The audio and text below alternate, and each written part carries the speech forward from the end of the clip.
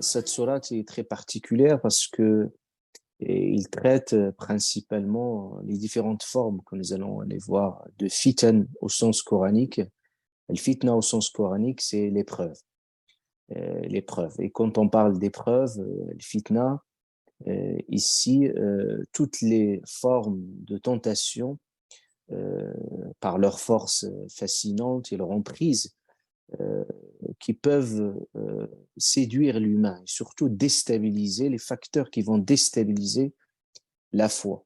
Et cette sourate va traiter principalement de 4 facteurs de risque qui sont à méditer, à réfléchir, et nous sommes au début de cette sourate et nous méditons surtout principalement cette histoire des gens de la caverne.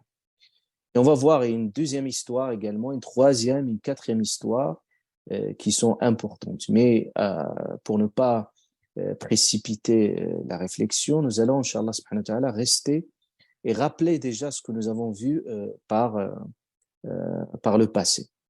Premièrement, pourquoi parler de cette question de le fitna qui est au cœur, donc toute forme de tentation, de fascination, de séduction. Pourquoi? Parce que d'ailleurs, cette sourate, on a un mot qui est pratiquement répété 4 fois dans cette même sourate, c'est le mot zina. Zina. D'ailleurs, dès le début, Allah subhanahu wa ta'ala nous annonce que dans cette vie d'ici-bas, il y a cette zina pour quelle raison? Pour cette raison qu'Allah subhanahu wa ta'ala nous éprouve à travers cette zina. لِنَبْلُوَهُمْ أَيُّهُمْ أَحْسَنُ عَمَلًا. Lequel d'entre vous agira le mieux?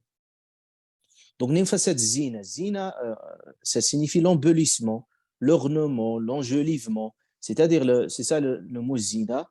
C'est-à-dire, comme Allah subhanahu wa ta'ala veut aussi mettre en avant cet aspect attractif, c'est-à-dire le charme de la vie, comme nous allons le voir à travers cette épreuve de la vie, et comme quoi ce charme de la vie peut, bien entendu, leurrer les gens. C'est-à-dire peut leurrer les gens qui sont dupes parfois, et les faire tromper, peut-être les faire piéger. Donc on a ici, quand on parle de zina, on a une question de piège. Donc c'est pour cela, ce n'est pas au hasard que cette sourate a été une arme de protection contre Dajjal, l'antichrist. C'est pour ça que vous trouvez tous les hadiths du prophète sallallahu alayhi wa sallam qui mettent en avant comme quoi la lecture et la méditation de Surat al-Kahf, c'est une forme de protection contre Dajjal qui arrive à la fin du temps. Et comme vous le savez, comme le prophète alayhi wa sallam nous a parlé de Dajjal, Dajjal, il a cette capacité de séduire les gens par son faux paradis. Comme il dit le prophète, il viendrait par un enfer et un faux paradis. Et d'ailleurs, le mot Dajjal en soi, c'est-à-dire en langue arabe, la sémantique de Dajjal, ça vient de Dajjal. Et Dajjal en langue arabe, il signifie tromper, feinter les gens, ruser. C'est-à-dire, il utilise un certain nombre de ruses pour impressionner les gens. C'est pour ça que le prophète le décrit fidèlement ce que fait Dajjal, impressionner les gens, au point les gens ils sont obnubilés.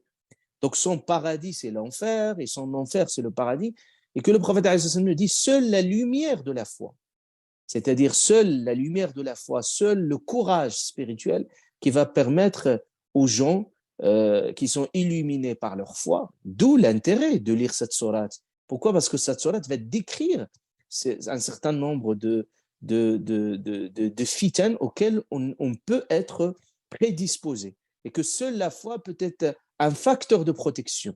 Donc seuls les croyants, comme dit le prophète qui ont la foi, ont la capacité de déceler les ruses de Dajjal et sortir indemne de ce dilemme où il va mettre les gens face à des situations problématiques.